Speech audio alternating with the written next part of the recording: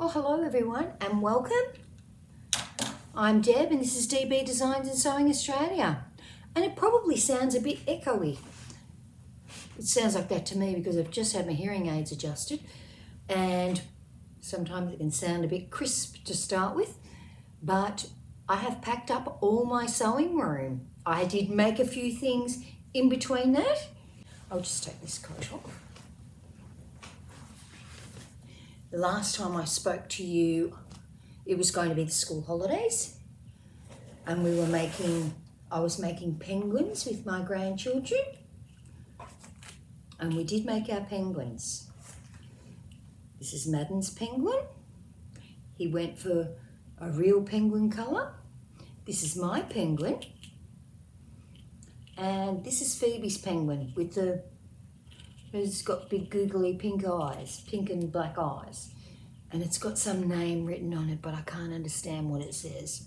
Something she wrote in black text as she found on top of a packing box, no doubt. So I was really happy with the penguins. Now this is just a picture that I got out of, on the internet. I just Googled penguin pictures to colour in. And if you want to make kids things for them to either colour in or to make a soft toy or a felt toy or something like that, and you want a pattern that is not overly complicated, basically the outlines, if you look up colouring pictures, it's a really good way of finding things. And so Phoebe was happy with hers, I was happy with mine. Now we did glue a lot of the things on, but I did stitch them. I stitched them, oh yes, nearly all the way around. Got them to put some wadding inside it. There's some stuffing that I had, like some polyester stuffing, and then stitched it back up because we did realise once we'd started that the glue was not going to hold it actually together. It holds the stuck pieces stuck on, but it's not going to hold it together if you put it under any pressure for, like when it has stuffing in it.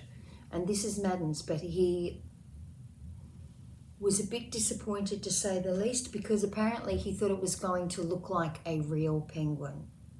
So I don't know how I can make it look like a real penguin, but that's what he said. He thought it would look like a real penguin or that it would be able to stand up on its own. And I said, so you mean a 3D penguin? And he went, yeah. So next time I have a challenge in doing some sort of a 3D toy. There's lots of dinosaurs you can make that are 3D that are an easy stuffed toy. But we do have to make fairy furniture that you just make with sticks and string so that fairies come into your garden. So we'll probably do that next time because we will have moved by then. So that was the deal with the penguins. Now I will pop a photo in. I made Phoebe a Dolman Windcheater from Tada Sewing Patterns, which is really, it's that Windcheater there. And I made it using the rest of the Snow Queen fabric, and it looked really, really nice. And she obviously liked it because she had it on when she wore it when she went home. So she wore it home. So she really was liking that. I will pop the photos in that I took of it. They're only flat ones. They're not ones of her in it. And the last thing I made was a bag. Now this is a bag for my granddaughter Mia, who's going to be 2. And this is Spot the dog, which would you believe how difficult it is to get fabric. So I made the handle just with all the paw print section, but very difficult fabric to get, and the inside is just calico. Now I've made lots of these bags before. This is the pattern here, and it's called the Reversible Bag by Grandma's Chalkboard.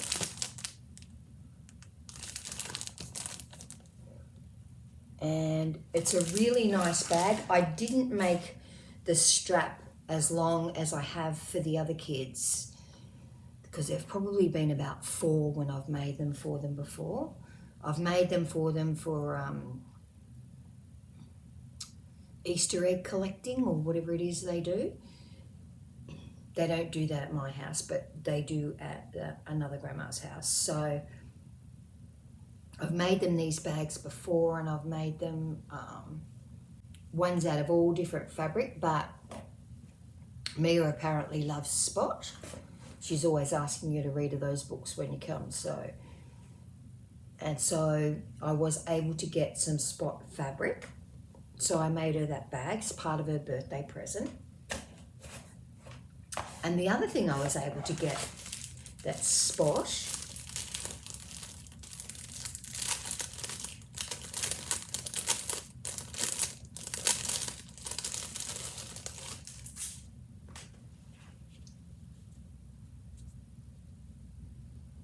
is this really nice ribbon. Now, I think that's called Party Spot or Spot's Birthday or something like that. And I was thinking that I would make Mia a denim pinafore and put this ribbon around the bottom hem edge. But I really do need to measure how tall she is, because even though her mother tells me to make her things in size 2, I think size 2 will be touching the floor on her. So I'll make that once we move. Obviously it won't be for her birthday. I've got her a whole lot of other birthday presents as well, but she loves Spot. So the other thing she loves is Hairy McLary, but you cannot get Hairy McLary, you know, Hairy McLary from Donaldson's Dairy fabric. You can get an iron-on transfer, and that's all you can get, and that's not really what I wanted, because I wanted to make her a bag. Now, the other thing I did was I actually altered the Sewing Revival Peacock Dress. Now, I made this many, many months ago, and stupidly, when I printed out the pattern, I did not make sure it was set to 100%. It was actually, I assume it was set to fit to page, and therefore when I cut it out it was huge. So I sewed it together and it was huge. So I reprinted the pattern and cut it out again, pulled it all apart, cut it out again, and I still think it's too big. I made it into a size 12, but I think it is still really, really big. So I'm going to give it to one of my sisters who's a size 16 to 18, and I'm sure it's going to fit her.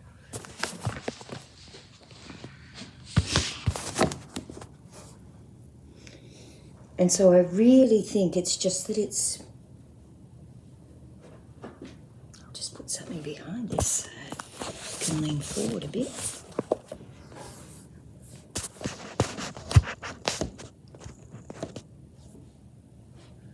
I think it's just got, and I've got a jumper under it, remember? It's just got too much fabric in it for me.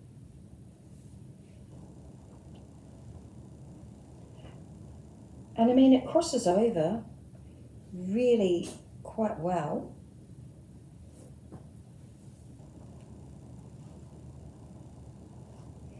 But I think if I filled it out up here more, it would look much better. It sort of looks, I don't know, baggy, or, and I do like a wrap dress to be a bit more fitted. I've never had very much luck with a wrap dress in a woven. I have made the Appleton, which is a cashmere wrap, but that's in a knit. And I have made the Sew House 7, or whatever that famous wrap dress is that everyone's made, the one with the pockets, and it's actually got like a bit of a shawl collar on and darts up the bust, which may reduce that bust size, and it's much more fitted than a normal wrap dress. So I think I'll give this to one of my sisters who it should fit. So just so as not to waste it, because I know if I have it in my wardrobe, I'm never going to choose to wear it. So I'm glad I altered it because it's beautiful fabric. It was a fabric with the lurex in it that I got from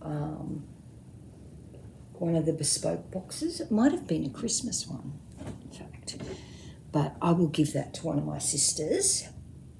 And as you can probably tell, my sewing room is empty. Let's have a look. Okay, so all I've got left on that wall is one lonely coat hanger on a hanging rack. Everything else is packed up. I won't be putting away my ironing board yet. All my signage is down, everything's down. My mannequins are there waiting to get their plastic bags put on them so they don't get dirty in the truck. Everything else is empty. All my pigeonholes are empty. Just a room full of chairs and a house full of boxes. This is the stuff I'm taking in the car. My husband doesn't think I'm going to be able to fit all of this stuff in the car. But trust me, I am. I'm taking all my sewing machines, overlockers, cover stitch machines and everything myself. They're not going in a truck. And I must put that hat in the hat box. Everything else is all just boxes. As far as the eye can see, there are boxes. So today I'm wearing a Trudy turtleneck, just with some ready-to-wear jeans. And I had on my beautiful fur coat, so I'd just been out to get my hearing aids adjusted because I couldn't hear. And that's all from me. I'm just going to continue packing because I need to start on my clothes, which apparently my husband thinks is going in a box. I'm just going to take every suitcase we've got, put them all in that. Might have to put some of my coats in a box. Mind you, the boxes are brand new and clean. But so the next time I see you, I'll be in my new house and we will have partially moved. So fortunately, we have got quite a few weeks crossover period. So the only problem is that the property's a 3-hour drive from where we live now. So I'm sure we'll have worn a track in that road by the time we fully move. I think a couple of weeks is plenty of time to get some painting done, quite frankly. But, you know, not everyone agrees with that. I'd like to paint my sewing room, fix my sewing room before we move. I somehow don't think that's going to be happening though. May not be till after we move. But anyway, everybody have a wonderful week. Please like and subscribe.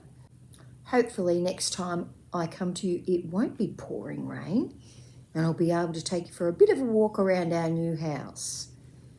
So everybody have a great week. I'll talk to you all soon and keep on packing. See you later. Bye.